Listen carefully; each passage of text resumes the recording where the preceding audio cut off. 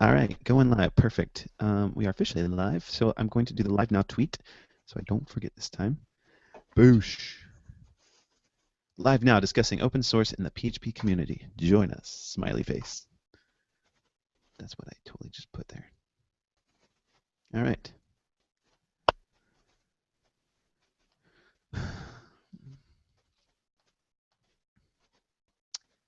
Thanks for joining us once again. I'm Sammy K. Powers, and this is the PHP Roundtable. This is a live podcast of developers discussing topics that PHP nerds care about. The ultimate goal of this podcast is to learn a little something from each other. Now, we don't assume that anyone listening is an expert PHP programmer, so we'll try our best to fully explain the concepts we're discussing so that even a complete newbie will have enough information to take their language further, or their learning further, with a good Google search. If you're listening to us live and want to be a part of the conversation, send a tweet to PHP Roundtable with a question, and we'll try to get your question answered if we can. So this episode is part 2 of an ongoing series on open source. We'll be discussing a number of open source topics, including what the expectations are for support for an open source project, and we'll also discuss how to use SemVer to successfully maintain an open source package and what we can do when SemVer is not an option. That's semantic versioning. Then finally, we'll look at licensing and discuss why we need to be concerned with it as developers. So that does it for our topic intro. Let's meet our panel, and in no particular order, we'll start off with Colin Odell, who's the lead developer at a web dev shop and is project maintainer for CommonMark, the PHP League package. Welcome, Colin. Thanks for having me. Yeah, thanks for coming on. And next we have Chris Tankersley, Dragon Man Tank on Twitter, and he's the developer, sysadmin, and speaker. Welcome, Chris. I'm glad to be back on a not drunken live one. This is the first not drunken live one you've ever done, I think, right? The Yes. first one, episode 3, Where's Con, and then the very previous episode to this one, but that one wasn't as drunken, and I think we got a lot of topics discussed in our last episode. That was kind of nice. Yes, don't watch episode 3, watch the last episode. Yeah, exactly. So let's go ahead and kick it off with our discussion on open source. I wanted to start with the idea of managing expectations when it comes to supporting your open source projects. Because open source is free, like it's free software, and the support is usually free as well. So what commitment do open source maintainers, the project maintainers, what is that commitment of support that there should be for those people? I know at least on the projects I have put out, and having used Linux for many years and things like that, all I expect is best effort. These people put in their time to make the software for all of us to use and enjoy, and part of open source software is being able to take it and use it any way we want. That includes fixing things that are broken or learning how it works to make it nicer. If the original authors can provide support, unless I'm paying them, from my end, I don't feel that they owe me anything. So if I'm paying money for support, like I'm paying Canonical or Red Hat, I expect them to get back to me in a fairly short amount of time. But if it's something I downloaded off the internet, even a well-known package, I don't know how I could expect top-notch on-demand service for something that someone has given away for free and allows me to use. Do you think that that view is unique to you as a project maintainer, because you already you have a ton of open source projects, so you kind of know what it's like to be a project maintainer? But what about the end user who just gets all this free software all the time? And my opinion might be colored because I've used things like Linux and stuff for like 15 years. I always try to support myself first. So, again, if I have to ask for questions and doing things like IRC, I don't expect immediate results. I will drop a project if I'm not getting any support whatsoever, and I can't figure it out, and there just doesn't seem to be a community that's willing to answer questions. Because there's a multitude of other stuff out there. You can always move on to a different piece of software if you're not getting the support that you don't think you should. Right. Colin, do you have any expectations that you put on yourself to manage your projects? Yeah, definitely. I mean, like Chris said, you have, like a life of your own. You've got a job, you might have kids, so, you might not have all the time in the world to dedicate to your project. But at the same time, you do have a lot of users who are using your packages, using your libraries, and kind of depend on it. So for me personally, I like to, try and be responsive to my users. So if I see an issue come in, I'll at least try and acknowledge it, do some basic triaging, within a day or so, just to let them know that yes, I am here, this package is maintained, and I care about the users, and I want the package to work well, um, and I want to get it fixed. But at the same time, I don't put a lot of pressure on myself to fix it immediately. Just because time constraints, things like that. And I do think it is helpful to kind of get your users more involved. So having them, submit, maybe it's a stack trace or a screenshot or something like that. Anything that they can do to make my job easier will make it, a lot quicker for me to get that patch out there and to get the new release out as well. Do you feel that for CommonMark that you have a certain time schedule that you say I'm going to respond to these uh, like requests for support within a certain amount of time? Like, what's an appropriate turnaround time for you on open source? For me, if it's a major bug, either something's crashing or something is working completely wrong, I at least like to notify the user right away that yeah, I've seen your ticket. It looks like a real bug, and I want to try and fix it.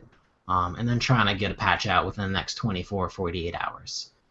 If it's a feature request, I feel like sometimes those they're not as high of a priority, and sometimes inadvertently I'll respond to it, say hey, this looks like a cool idea, and then other things will come up and it just kind of falls by the wayside a little bit.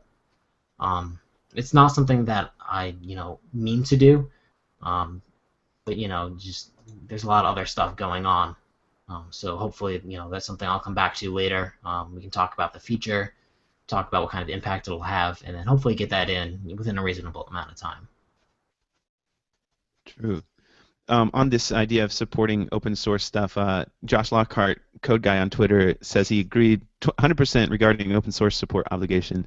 And if you don't know, he's the guy who wrote the Slim framework, and so he knows a thing or two about managing open source stuff. So support is just one of those weird things that I ran into specifically today with one of my open source packages, where there was an expectation that 48-hour turnaround time on responding to a support request just wasn't enough, and they kind of like we were just kind of like oh, like the way that they respond was kind of like, oh, I'm really sorry I even went down this path of trying to use this thing, and it's like that's an interesting expectation for free software and free support. So I just wondered if you guys had like particular stories that you guys have with some of your open source projects that you ran into with weird expectations or maybe something unexpected. So I have one question on that support request. Is Stack Overflow the way you normally handle support for that bundle? There's a lot of people who will submit issues to my open source project that is just trying to figure out how to implement it in their own framework, and they're not necessarily bugs. So I like to have bugs be submitted to the support to the issues in GitHub, but yes, a lot of times there's a lot of questions on Stack Overflow for my Okay. open source project. Yeah, I didn't know if that was because that can sometimes be an unreasonable thing. Like Ubuntu assumes all of your questions are going to go through their forums or the Stack Overflow. If it's anywhere else, they have no expectation of even ever answering them necessarily. So I didn't know how you handled that, or I usually do everything just through GitHub issues.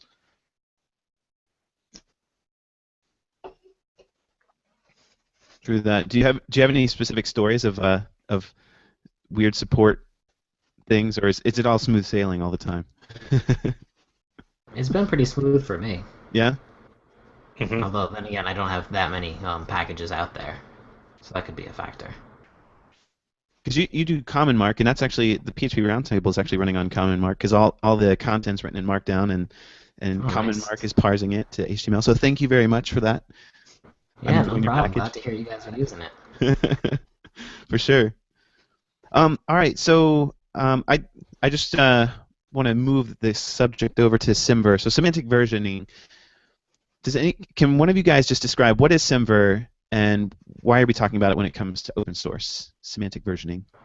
So SemVer is really like I guess you could say kind of a set of rules about how you should go about versioning your projects and doing it in a way that not only follows a logical set of rules, but also ensures that they convey meanings to your end users about things like backwards compatibility, new features, things of that nature. So the general gist is that you have your major, your minor, and your patch version, and they're all separated by periods. Major versions, every time a new major version comes out, that usually means there's going to be some major new features. More often than not, there's going to be backward compatibility breaks. So classes will be refactored, interfaces will be swapped out, things like that. Whereas minor and patch versions is really just introducing some new things or fixing some bugs. So if you have a version 1.1.0 and a version 1.2.0 comes out, you'll know that it's fully backwards compatible, but there's going to be some new features that you might be able to take advantage of. So the first number is like major breaking changes. Second number is new features, basically, and then the last one is like bug fixes and security updates, sort of thing. Yeah, exactly. Now, I guess can security updates potentially be breaking changes? Like, what do you do if a security like a big bug open security thing is a breaking change? How do you handle that? I guess it kind of depends on how that impacts your API and your dependencies. So if it's something where you're processing request variables and you forgot to escape something, if the change that you need to make to fix that bug doesn't impact the API in any way and doesn't really impact general usage, then that's either a minor or a patch change, because the projects that are already using your code will continue to work after you make that change. But let's say you're using some library with a huge security bug, the maintainer no longer maintains it, and you have to switch libraries. That could be cause for a major version increment, just because that may impact your API, and existing code won't work without having changes made to it. So your recommendation would be update major version and then have the just basically say like everybody needs to upgrade because this major version previously is no longer secure, kind of thing. I mean, again, I think it really depends on how the API changes. If it's just something that you can change quickly, then I think a minor or patch release is fine. And if it is something major where maybe your algorithm works completely wrong, you're making some really bad assumptions, then definitely a major version release would be called for. True. So why should we follow SemVer to begin with? Like if we're trying to maintain a project, what are the advantages of using SemVer over just some other versioning schema? I think just being standardized with other libraries. If everyone's kind of following the same conventions, it makes it easier for you to know what new releases are going to contain just by looking at the version numbers. And it also enables package managers like Composer or Bower or NPM. You can use those to include your projects, knowing that the way that you list out your dependencies are going to be consistent. So you can, say I need 2.1 point asterisk or something like that, and you'll know that your code will always work regardless of what version Composer decides to load for you. Well, speaking of that 2.1 point asterisk thing, we're talking specifically about your composer.json file, and you specify a specific version of a package that you want to include, and Composer will do all the fun stuff of calculating what version it wants to pull in. I think there's some confusion about using the tilde operator and using asterisks as version to pull in versions.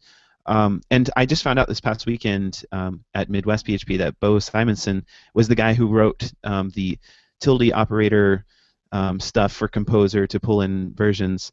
But do you guys want to explain the difference, maybe Chris, about the tilde operator versus using it in asterisks? And why should do one or another, or why? If I remember correctly, this is talking with Raphael because I'm not super great at Composer. The tilde tries to match the best approximation to a package, where the asterisk is going to be a hard 2.1 point something. The tilde will do a little bit more fudging, I think. but I'm not an expert on that operator. Raphael has just said always use the tilde, so I've deferred to him on that one. My experience with it has been, it is kind of like that, and that fudges it a little bit. Essentially, if you give it a version, let's say you have tilde 2.3, you look at that last little bit of the version number, which is 0.3, and the tilde just says it can be 0.3 or higher, so it could be 2.3, 2.4, 2.5, but it'll never be 3.0, 4.0, or anything like that. Whereas the asterisk is more of just like a placeholder. So if you say 2.3 point asterisk, it could be 230, 231, 2317. So in that regards, they are kind of similar in that they specify ranges, and you're kind of locking it down to a certain range, saying, okay, I'm fine with any patch version, or I'm fine with any minor version. But one cool thing you can do with tildes that you can't do with asterisk is define a minimum version. So you could say tilde 2.3.5. That means 2.3.5 or higher, so 235, 236. With an asterisk, you could potentially install 230, which maybe you don't want to do. So that is one difference between them. So is there any advantage of using asterisks, or is that just backwards compatibility from when we used to do versioning? Because it seems like the tilde is really the best practice in Composer JSON files, right? Yeah, in my experience, I've never really seen the need to use an asterisk. Usually tilde works just fine, if not better. So I always just go with that. Yeah, one thing that's burned me before, especially with Symfony packages, is not using the tilde operator. Sometimes they remove versions for whatever reason, and then if they're asterisk, we have to go in and fix the composer.json. If they're tilde, as long as they're newer versions, the tilde will pick them up, and we won't have near as many problems. Mm-hmm. Nice. So always use a tilde. Definitely. Tilde. Yes. Squiggly line. A new dialect. Speaking of that, though, do you guys always auto-upgrade your minor and patch versions so that when you do a composer update, you'll always just bring in both minor and patch? I'll usually do it if it's a well-known, well-supported package like Symfony. Because I know that they're going to follow SemVer to a T. There's a lot of eyes on the project, so I'm comfortable just kind of blindly upgrading patch and mostly to some degree, I guess, minor as well. If it's a smaller project, I'm usually fine just auto-upgrading the patch, but I'd be a little worried about auto-upgrading minor just because maybe someone misinterprets SemVer and they accidentally introduce a backwards compatibility bug. So those I like to review, at least look at the change logs to see what's been changed and if that might impact me. Yeah, I'm the same way. Patch, I really don't mind. Big ones like Symfony and Zen Framework, they can do minor upgrades, and I'm not usually too worried. Yeah, that's smart advice. Definitely. What about the PHP League packages? Do they all follow strict SemVer, or is there any official standard on that? Do you know? I'm 95% sure that they all do SemVer. Yeah. I'm pretty sure that's a requirement for all the packages. But maybe not necessarily any checks to make sure that all the packages are following SemVer. Like you mentioned earlier, it's like maybe somebody thinks they're implementing SemVer correctly, but then they're not. Yeah, I don't think there are any hard checks. I don't think Travis is doing any checks or anything like that. But I know that is a guideline that we try to adhere to as strictly as possible. Very cool. I feel like I recently stumbled upon a PHP package that was a SemVer checker, and I don't know too much about it, but I'm just throwing that out there in case you guys want to Google that later or see if there's anything that would like auto-check SemVer stuff. Yeah, that sounds awesome. Yeah. Well, SemVer is interesting and things, but there's also this thing that we have to worry about in open source, and that is licensing. But why do we need to worry about it? What's the deal with licensing? Why should I care? Licensing is really important because it tells end users, and especially us as developers, what we're allowed to do with someone else's code. Because everybody has different thoughts on how their works should be used. It doesn't matter if it's a book or a video or software or even things that they manufacture. We want to make sure that people use them in line with how we want them to use them.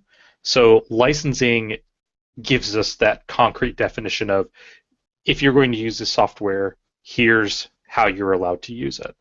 In PHP, we deal a lot with open source software, so we're many times consuming someone else's code for our direct benefit, either monetarily or even just morally to make the world better. So making sure that we keep the original author happy and we're not stealing something effectively from another author, that licensing helps us not run into those situations. So, and especially since, like I said, we're building things, and I build projects that I sell. I build projects that, you know, they're platforms that, no one's ever going to see the source code but me. I should abide by those rules set out by the original author and what I'm doing to make sure that whatever I'm doing with their stuff falls in line with what they want to have happen. You get in trouble if you steal Microsoft's operating system. And while that's different than open source, it's the same idea. Microsoft says this is how you're supposed to use it. Open source software says this is how you're supposed to use it. They just have wildly different ideas on what you should be allowed to do. I think another aspect of that is also protecting the author from liability. So if someone takes your code and they build something with it and it breaks or causes damages, whether that's their fault, your fault, accidental, intentional, just kind of protecting you from any kind of fallout. Yeah, because a license is much like a contract. So many of them do have that little bit in there. There's no warranty or stuff like that. Because again, I mean, we want to make sure we're doing what that author wants, and part of that is, if you take my PHP code and you use it in an MRI machine, I couldn't tell you what's going to happen, and I don't want to be liable for what may happen. So limited liability clause, I'm familiar with in contracts. You're saying that needs to be part of the license as well. Like if you wanted to accept some of the liability, you could add that to your license, right? You could if you wanted to. I wouldn't recommend it. Yeah. I'm pretty sure Colin's not a lawyer and I'm not a lawyer, but I don't think that sounds like a particularly good thing to do. Well, what are some of the different types of licenses you could use, and why there are different versions? Why do they exist? So it kind of falls into two camps in the open source side. We always have proprietary, so you can make whatever license you want, and those licenses can do anything legal and put any legal restrictions on usage. But on the open source side, we generally have copyleft licenses, which are things like the GPL, and permissive licenses, which are things like the MIT and the BSD license. Those mostly differ in philosophy and their definition of the word freedom. The GPL and most copyleft licenses tend to take the stance that code should never be locked up, and no matter what you do with code, the original code and any modifications you make should always be freely available. If I make something and I put it out and someone buys my software, they should have the right to ask for the source code so that they can make changes that are specific to them, or improvements or bug fixes or whatever. The flip side of that is the permissive licenses, which tend to say, here's my code, you're allowed to use it in mostly any way you want, and you don't have to, they don't have that altruistic clause of make sure all of your changes become public. And I think that there's a really big philosophical idea on that. GPL is very much heavy. The source code has a right to be free and should always be free. We shouldn't get the idea that we can lock it up and make it not available to people. Where the permissive licenses tend to say, I want you to use this in whatever way fits you best possible. If that means you're going to package it up and sell it, that's great. If you want to give your changes away, that's great. I'm just putting this out here for you to use. So there's that philosophical idea in open source on which way you want to go, and that's why we have those two main camps. And then inside those camps, you have smaller individual licenses, but they usually fall into those two broad categories. So in your own projects, when you make an open source project, what license do you use? And when you make a private project for a client, what license do you use typically? So stuff with clients is a little bit tricky because for someone to be able to grant or to put a license on code, they have to be the copyright holder. And generally, when you do client work or work for hire, the copyright transfers over to whomever is getting the work done for them. So if so Sammy, let's say you hire me to do some work and I do some work for you, the code that I create directly, the copyright would normally transfer to you. So I really don't get a license to put on it. That being said, generally in my contracts, I have a clause in there where it says that I keep copyright. I explicitly spell that out, and then I give it to the end user as a permissive license, usually BSD, usually the BSD2 clause.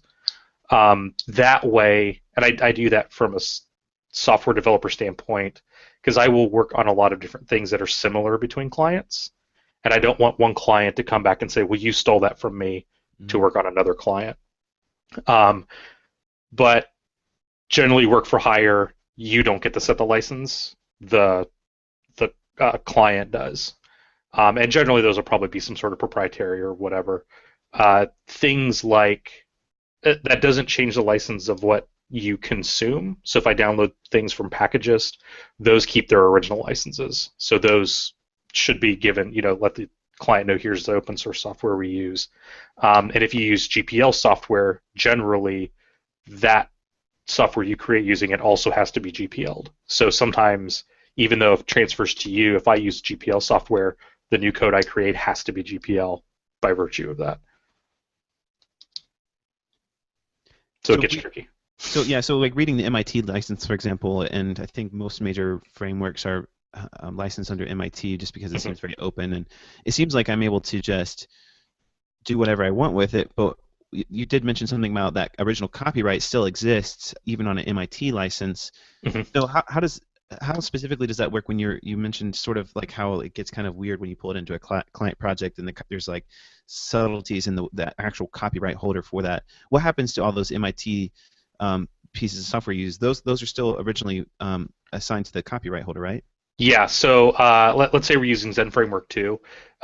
That's licensed under the MIT license, so the copyrights and all those still stay with Zen Framework and all of its contributors. Any modifications I make to the software, those would be copyright to me and then probably transferred to the client. And then as long as I'm using a license that's compatible with MIT, I could relicense my specific code, but I'll never be able to go back and relicense Zen Framework to something else because I'm not the original copyright holder. Is that something that we have to make clear to clients when we develop on a framework and describe licenses to them and be like, hey, this part of the code is copyright to me, this part of the code is copyright to Zen, do we have to be that specific? I think it's a good discussion to have with the client, knowing what the license situation is, because especially if you use GPL software, the GPL is a very viral software, and by that I mean anything you make using GPL software generally is going to be classified as GPL software as well. You don't really get a choice on the license, it's just automatically GPL, and that can have business ramifications. So if let's say I build something off of WordPress, because that's GPL software, if I turn around and I sell that code to a client, or that I do that work for the client, that code I write for them is also GPL. If the client, let's say we've made a fancy front end that takes it's an automatic shopping cart and blog system, and they want to sell that to businesses, when my client turns around and sells that code to the business, their end client can get all of the source code, which may not be what you want from a business standpoint, especially if you've got a lot of custom logic. So I think it's a very important conversation you have to have with the client and just say, here's the licenses that are used, here's the things you need to watch out for. We picked package A over package B because of this reason, or like, for example, what you want to do is it sounds like a great tool, but know that when you sell it, if it's GPL'd, they're within their legal right to ask for the source code, and then they can take that source code that they got from you and either modify it or resell it as they see fit. So it's an important discussion to have if you're consuming open source software, whether or not you need to get in the nitty gritty of these lines are copyright me, these other lines aren't. Probably not, but at least know the client is aware of what licenses are in play and what they have to worry about down the road. I think is a very important discussion. I do a lot of Drupal work, so that comes up quite a bit for me in my client interactions because the work I have to do with Drupal, because it's GPL v2 or higher, the code I write is GPL v2 or higher, so the client needs to be mindful of that when I sell to them. If I'm selling a site to just a business and it's like their little brochure site, it doesn't really impact them at all. It's really the more complicated like service type things that you may want to sell where it gets really hairy.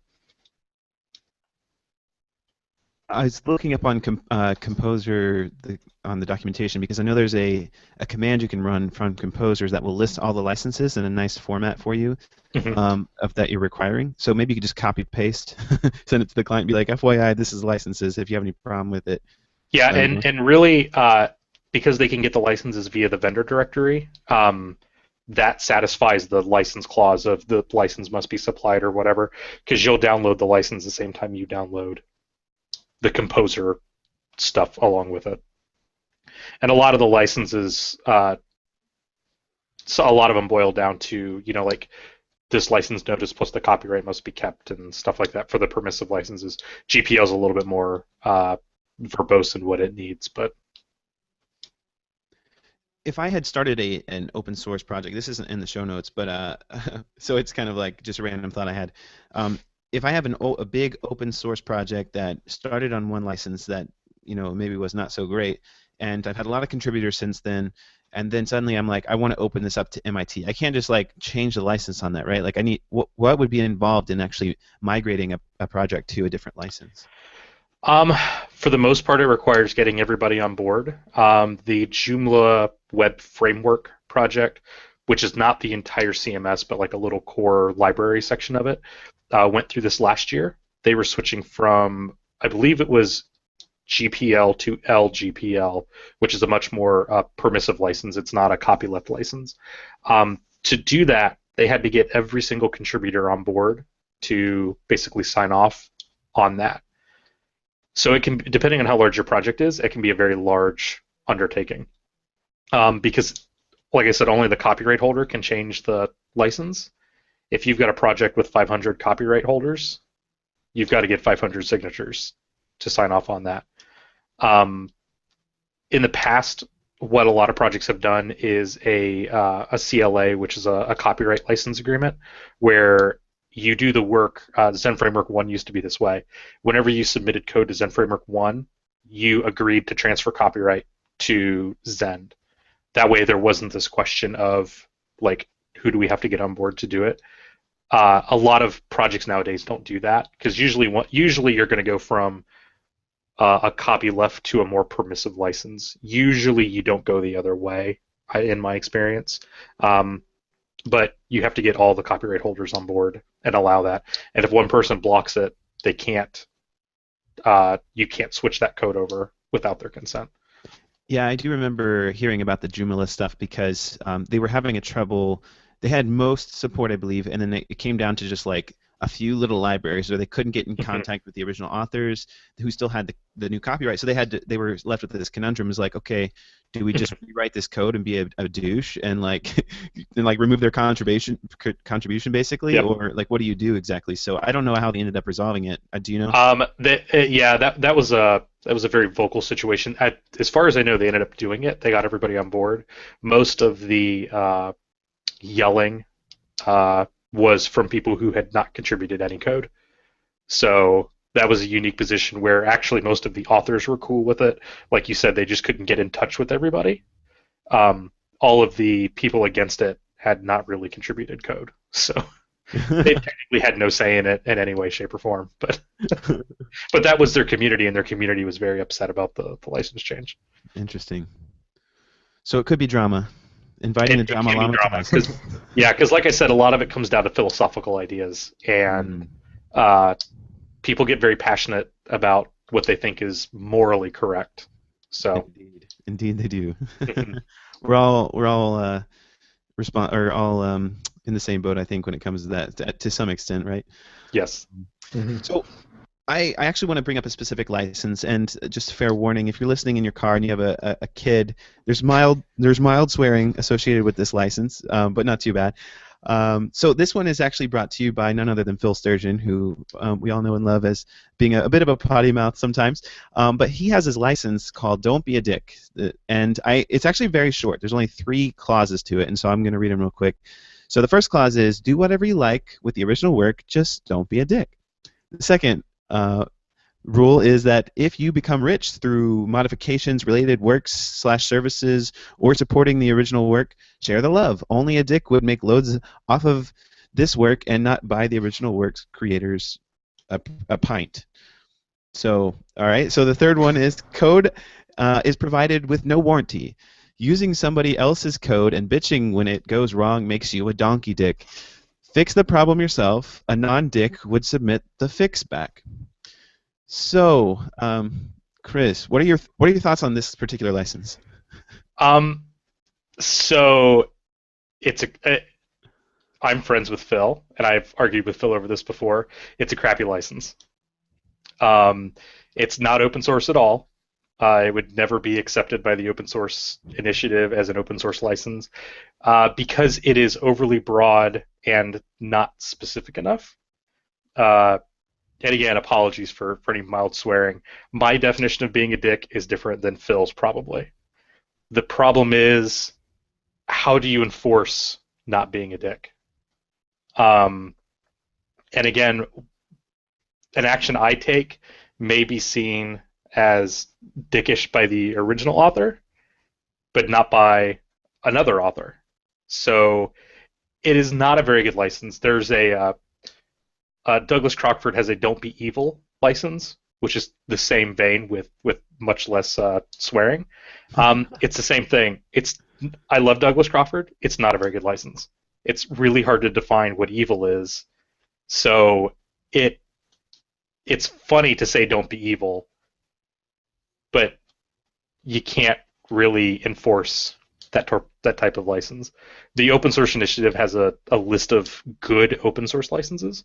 I would pick one of those. Like I said, Phil is a great guy, but his license is not that great.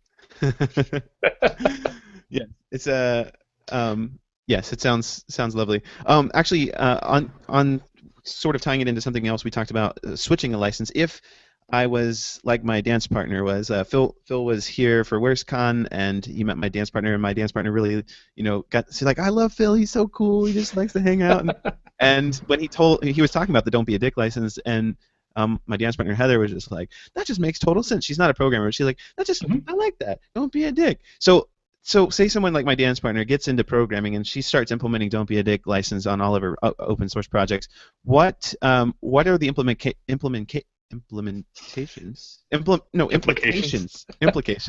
I'm squishing 2 words together. I've squished the major and the minor versions together of that word. No, what are the implications for switching the "Don't Be a Dick" license to MIT, for example? Would I run into any trouble specifically with authorship or anything? If she's the only author, no. At any point you could change it. You can't really retroactively go back and change it. So if you release version 1 as the DB80 license, and then version 2 is the MIT, version 1 will continue to be Phil's license. From version 2 on, it would be whatever you change it to. If there's multiple contributors, she'd have to get all those to sign off and do that kind of stuff. But you can switch licenses whenever you want. That old code will continue to be governed by whatever original license it was put out there as. For example, PHP prior to version 3 was actually released under a proprietary license, and I think the GPL, where now all the code is released under what's called the PHP license. So that's a situation where they changed it partway through. The old code, if I want to go back and use PHP 1, is under that original license. PHP 5.6 is under the new PHP license. Josh Larkart's been posting on Twitter about other licenses like the WTF license. Have you heard of that one? I have heard of it. I would basically say if it's not on the opensource.org site, I would not use it for open source software. Um, just because those are very well established and have been around for a very long time, and they're very well thought out licenses. Um, Anything that's not on that site, I would not use for open source software because it's not going to be open source in the correct definition. He just posted another one. WTFPL. What the F to you want to public license? So it seems like people are pretty passionate about making their own licenses with expletives in them. Yes, as they're allowed to do. They are allowed to do, indeed. Actually, kind of tying this back into SemVer, because there's another question on SemVer by Ed Zinda. I'm going to get to your question here in a second. Licensing, when you make a big change from like one, like maybe not so permissive license to one that's actually extremely permissive, is that technically a breaking change? Because if you're already notifying your client about, hey, these are the licenses that exist in this package, suddenly one of those packages changes their license. I would need to know somehow that happened, and if it was just done in a patch release, then maybe I wouldn't even recognize it because I'm like just pulling in these little fixes. How do you deal with that? Is that a major breaking change? That is a really good question. I'm not actually sure, to be honest. Looking through SemVer.org, it looks like, if it has a clause here, number 10, that build metadata may be denoted by adding a plus sign and a series of dots at the end. So, I think that if you switch it, halfway through the release and you want to, re-release that version with a different license, then I think that's one approach you could do. Just put a plus and then just denote that the version has changed. But I think for the most part, if you're going to, be changing the license, that's going to be a file change in Git. You're probably going to have other changes that you're going to be releasing as well. So more than likely, it's just going to, come across as, new release, whether that's major, minor, or patch. I don't think that semantic versioning really covers, should it be a major release if you change the license. And personally, I don't think it should be, just because, your code is still the same, the API is still the same. I think as long as you denote it in the changelog and, you're not hiding it, you're being really forthright about it, I think it's fine.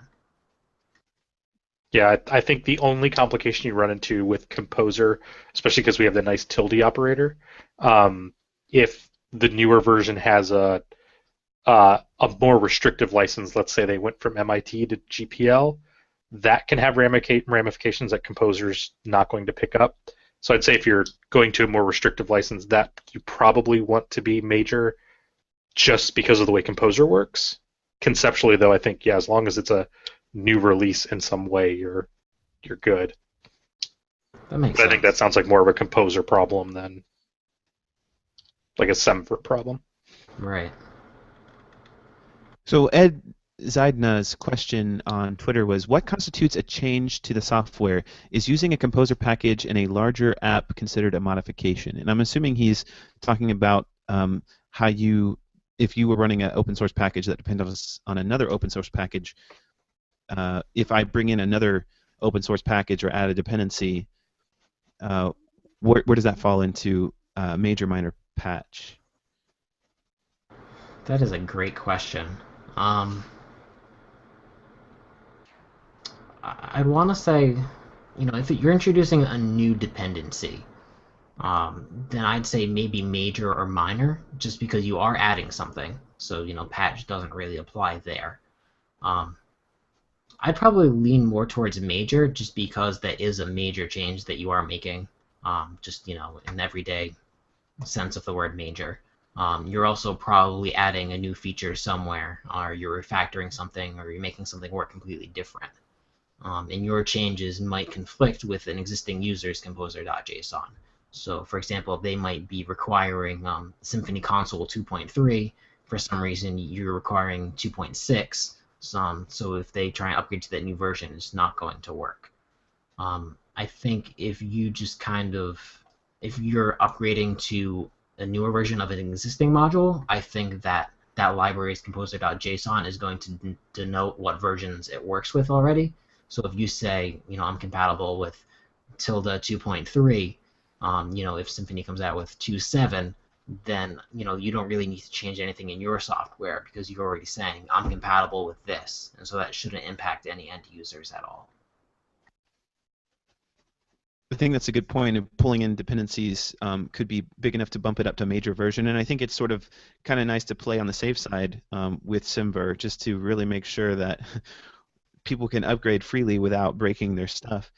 Is there, in that same sort of context, is there situations where you do just tons of refactoring that doesn't necessarily change the API, so it shouldn't be a breaking change, but just because there's just been so much that's changed sort of under the hood, does that constitute as a major bump? Oh, we just lost Colin. It was so major it dropped him off. It was so major it kicked him out. I guess in the interest of just not having dead air, I know usually for me, I'm looking at API changes and functionality changes. So as long as my API and my expected work hasn't changed, I don't consider those breaking compatibility changes. Even if I swap out a completely different library underneath, as long as the end user doesn't care, I don't consider those major changes, because the way the user is going to use it is exactly the same, and the output they expect back is exactly the same. True that. I agree with that. I'm sorry for that comment. I have that Chrome extension tab wrangler. It auto closes your tabs after a while. I guess that was a different application. Sounds like a horrible idea. My tabs would be gone. It keeps track of them, which is nice. That way you're not left with 8 windows at the end of a long day. Only 8? I caught the end of that. 8 windows with like 100 tabs. Okay. But yeah, I completely agree. I think if your API is the same, your classes are the same, the methods are the same, I don't think there's really a need to denote that in your new version. If you are adding new classes or you're changing the way people interact with the application, even if it's classes that are meant for internal use only, if they're public and there's public methods being changed, that's when you'd want to consider a major release. And I think public methods is the key word there, because I was running into an issue on the Facebook PHP SDK where a lot of the methods were public that really probably shouldn't have been, and they were just used internally. So we were just changing those, thinking, oh, this isn't a BC. But then people would be like, hey, this broke my thing because I was using this, and we're like, oh, people are using these. So it was just kind of like bad structure, like not structured very well, just because we were making everything so public. So really, the idea is public should be public and don't BC it. Protected and private, we can BC that as long as it's just internally used, right? Yeah, I agree. With protected, you have to be a little careful because it is possible that people are extending your classes and using protected methods. Yes. I think a good policy is just to keep everything as private as possible. If someone needs a protected method, then you can open it up, or if something is an obvious candidate to be protected, make it protected. Just be considerate of the fact that people could be using those protected methods. And I feel like one of the main reasons for keeping them public was so that we could test a lot of them directly. And I know there's a philosophy that you really want to test more a little higher up, even in the unit tests. If a method is private, it'll get used eventually by your public API, but you're really testing your public API there. So I guess it's more of a tricky structure, the way that you would structure your code. Ed Zaidna, sorry if I'm slaughtering your last name, was clarifying his tweet that we referenced earlier. He said, I was referring more to licensing restrictions. So how does that constitute as a change in software? If using a composer package in a larger app, is that considered a modification? I'm not really sure how that ties into licensing. Do you guys understand what he's saying? Unless it goes back to our earlier discussion of whether license changes are a version bump. Okay. And like I said, I think if you go to a more restrictive license, that's the only thing I can see because of the way Composer works. You'd probably want to do the major release. License changes don't happen that often, so I don't think it's something to be like ultra concerned about. There's only a handful of times I can think of off the top of my head: the PHP change, the Joomla change, and like I said, most of them are going to a more permissive license than the other way around. So it usually doesn't affect most people, and I don't think it should be something you should worry about too often. So I guess I would be mindful of it, but it's really hard to say, like, yes, you should bump your major version because an underlying license changed. Right. Because again, you're more worried about your public API, not someone else's. Exactly. That makes sense. Actually, Colin, just to wrap it up here towards the end, I didn't have this included in the show notes or anything, but I just wanted to ask you about how you got involved with the league doing CommonMark, and did you start that on your own and then get absorbed in the league, or how did that work? Yeah, so CommonMark came out, I want to say about half a year ago, maybe a little longer. I saw it and thought it was, a really cool initiative because you have so many different flavors of Markdown and they're not really defined that well. CommonMark is basically the spec that says exactly how things should be parsed. It's common knowledge, you put some underscores around your word, it's going to be underlined. What happens if you have an underscore, an asterisk, an underscore, an asterisk inside of a link? There are a few different ways you can interpret that.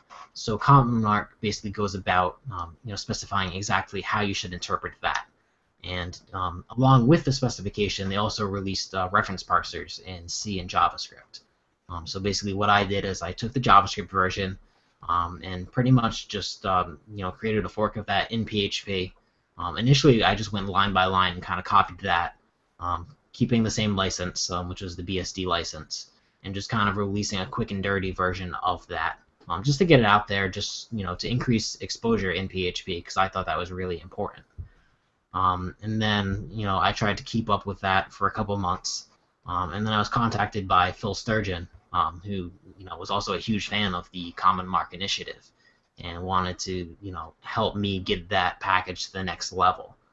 So really keeping up with the changes, making sure I'm following SemVer, and just doing everything that we could do to get that out there in the community and increase adoption within PHP.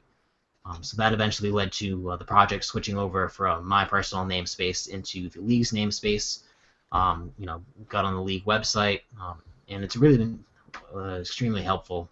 Just having other people there to, whether it's mentoring me on, SemVer, just having extra sets of eyes on the code, being part of the League to get additional exposure. It's been really helpful for the project. That's awesome. And you've been doing a lot of strides to make it even more efficient. Like it runs pretty fast now, right? Yeah, it's still not as fast as some of the ones like Parsedown. Parsedown being ridiculously fast, but it doesn't, handle any of those special edge cases that CommonMark does. But recently, in the past couple of months, we've cut performance in half, or I guess doubled performance, you'd say. So it's a lot that better. clarification. Right. So yeah, it's a lot better. It's a lot faster. It's not as fast as some of the fast ones out there, but it's definitely within a reasonable amount of time. I think the slowest I've seen is 100 to 150 milliseconds, which to most users isn't a problem. And if you're caching the output any could be, then there's really no impact at all. Yeah, that's how PHP Roundtable is set up in the database. I've got the Markdown, the original Markdown, and then I have the HTML version. So the only time it ever uses Markdown, the CommonMark package, is actually to parse it and put it in the database. So yeah, I would. Yeah, that's perfect. I'm more concerned about having it like strictly like to specification, which is what I like about your package, is that it's like it focuses on the spec. So that's lovely. And you're keeping up to date with it too. Like the spec changes quite often. It's still in what 0.0. We didn't talk about that for SemVer, but if something's in 0.0, that means like, hey, this is brand new, lots of changes. Be warned, kind of thing, right? Yeah, exactly. Basically, if it's 0. anything, it means that it can change at any time for any reason. And even though you are specifying, minor and patch versions, you don't actually have to follow that convention. So 0.1.0 can be completely different from 0.1.1. But I think most people, including myself, try and stick to kind of the SemVer conventions, where 0.1.0 to 1.1, it's just going to be kind of minor bug fixes. But if you jump up to 0.2, 0.3, it's going to be some larger changes as well. True that. One last thing I want to touch on Twitter before wrapping it up with the developer shout out, and then for you guys to do a shameless plug, is Ed actually responded again to further clarify, and I understand what he's meaning now. He says, for example, I use a composer package that's GPL. Does my project become GPL because of that special thing about GPL, right? Where if you build into GPL, suddenly it is absorbed into GPL? I think that was the question. It really depends on what you're doing with that GPL piece of software.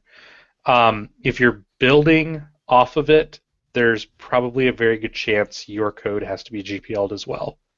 That's one reason why I'm not a real big fan of the GPL because of that. Because the GPL is probably the least permissive of any of the licenses because you have those restrictions built on it. If you're using GPL software, and I would probably have to look at the package and see exactly what's going on, but there's probably a good argument that your code must also be GPL'd because it's called viral because like you start using that little package makes that code GPL'd, and then because the rest of your software is using that little bit of code you wrote, the rest of it all has to be GPL'd as well. So it spreads very quickly, and that's by design. That it's not a side effect of the way it works. That's a specific nature of that license.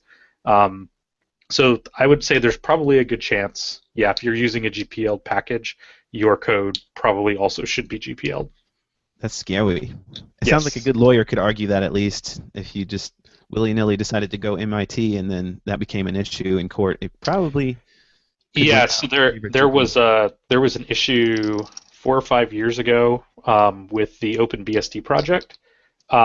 They had added the drivers for it might have been Broadcom, I don't remember specifically what it was, but for a series of wireless cards, which had previously only been released as GPL code for Linux, which is why I think it was Broadcom. There was a very large discussion over whether the BSD version of that code had stolen code from the GPL, because not only does that mean they didn't follow the GPL license, but it also makes it incompatible with OpenBSD, which requires BSD or ISC licensed code. So it can happen, and that's why you have to be very mindful of your licenses. And also, like I said, that's one reason why I generally don't recommend using GPL libraries. GPL full applications, I think, makes a lot of sense, but little libraries you use, generally you're going to run into these viral issues where now all of a sudden your code is GPL and you didn't necessarily intend it to be. So open source, MIT license, right? Libraries, I would probably say MIT or BSD. If you're building applications that you want people to work with, those I would probably say would be GPL. Libraries, though, something more permissive as opposed to copyleft. Very cool. So we officially answered Ed's question. Yes, I see that. He said on Twitter, he's like, that's the one. That's the question I was asking. So good. Yay. All right, great. Guys, I'm going to switch it over to the developer shout-out because this is a segment that recognizes a developer who has contributed a lot to the community, and we'd like to give them these awesome developers like the recognition that they deserve, and also send them a thank you gift.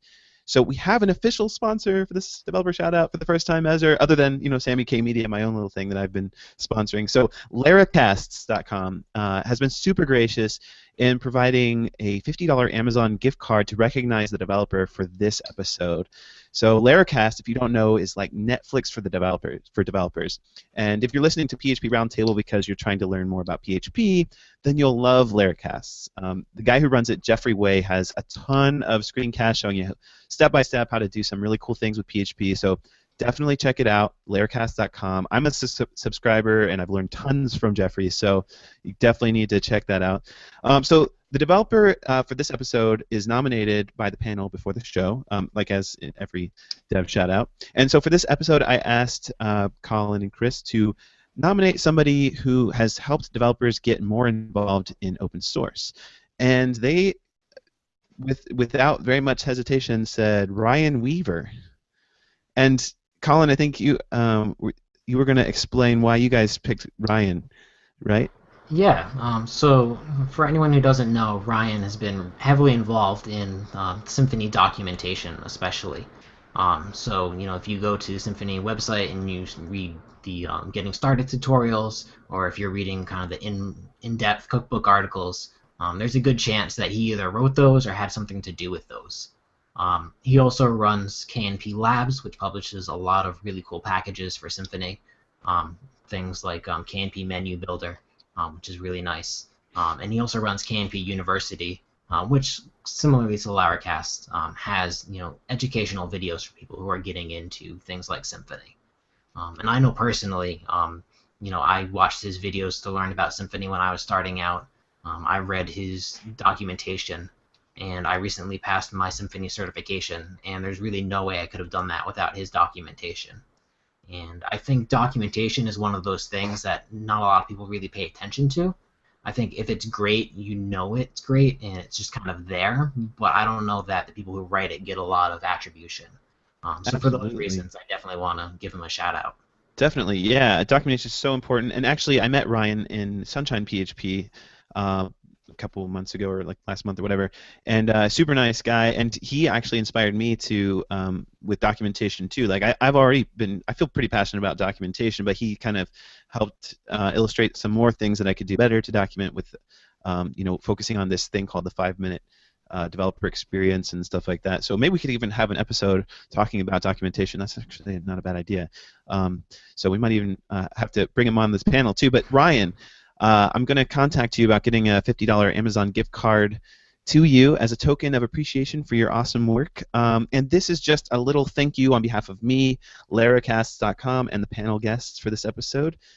So I'll be contacting you in just a second about getting that in your hands. So finally, Colin and Chris, do you guys? I'll start with you, Colin. Do you have a shameless plug? Anything you want to promote? Yeah, I've got a couple if you don't mind. Yeah. The first one just being my CommonMark project. It's really been my largest open source project so far and the one I'm most involved with. So if you're looking to use Markdown on your website or you're looking to contribute to a Markdown project, definitely check it out. You can find that on github.com/the PHP League /CommonMark. And then I also like to give just letting people know that the company I work for, Unleash Technologies, like you said at the beginning, they're a web and design firm, and we are looking to hire some PHP developers. So if you're interested in Drupal or Symfony or PHP and you're looking for a job or you know someone else who is, we'd definitely be interested in talking about that. So feel free to hit me up on Twitter or go to unleashed-technologies.com/careers and check out the job posts. Cool. Does Unleashed Technology hire remotely or contractors? Um, for the most part, we're looking for people who are local, local being in the Baltimore or Washington, D.C. area. But I think for the right candidate, we'd be willing to look at telecommuting. Cool. Definitely. Sweet. And Chris, you got anything that you want to promote? Um, Not really personally, but I've been working a lot on the Sculpin project, which is a static site generator. But the last couple of months, I've gotten heavily involved with that. We're on at the website sculpin.io, and then we're on Freenode in the Sculpin channel. And recently, I released a WordPress converter. So if you've got a WordPress site, you can use that to now build a Sculpin site and move all your posts and pages over. And that's called Filet. And then I think just a general shout out to the PHP mentoring group in the channel on IRC. If you are a PHP developer and you want to get better, there's no better way than getting a mentor and learning from someone who has the experience. And phpmentoring.org and the PHP mentoring channel on Freenode are great places to do that. Awesome. Yeah, mentoring's crucial, and I found that in my experiences with that, especially with working with PHP internals recently, like the PHP community is just phenomenal when it comes to mentoring and guiding and being mentored and being the mentor and mentoree, both sides of the coin. All right, guys. Well, our next episode is a live recording from F8 Facebook Developer Conference. I'm really excited about that. It's going to be in San Francisco. If you're interested in Facebook app development, that's what I do for a living. They're going to be airing this stuff live, live streaming it. You can go to developers.facebook.com, and there will be a link to the F8 developer conference there, and I'm going to try to grab some Facebook nerds like Bosco Murado heads up the PHP SDK. I'm hoping to get with Sarah MG with HHVM and maybe James Pierce, the open source guy at Facebook. So it should be a fun one. And if you guys have something you'd like to share about a topic that PHP nerds care about, you need to be on this panel. So hit me up on Twitter if you're interested. My Twitter handle is SammyK, or just ping PHP Roundtable. Love to have you on in a future episode. If you have any topic ideas, I've got lots kind of for the future. But like, man, I'm open to lots of ideas. So I mean, it's all about having a discussion and learning things because I got so much to learn, and we all do. So thank you very much, Colin and Chris, for joining us for this discussion, and we'll see you guys in the next episode.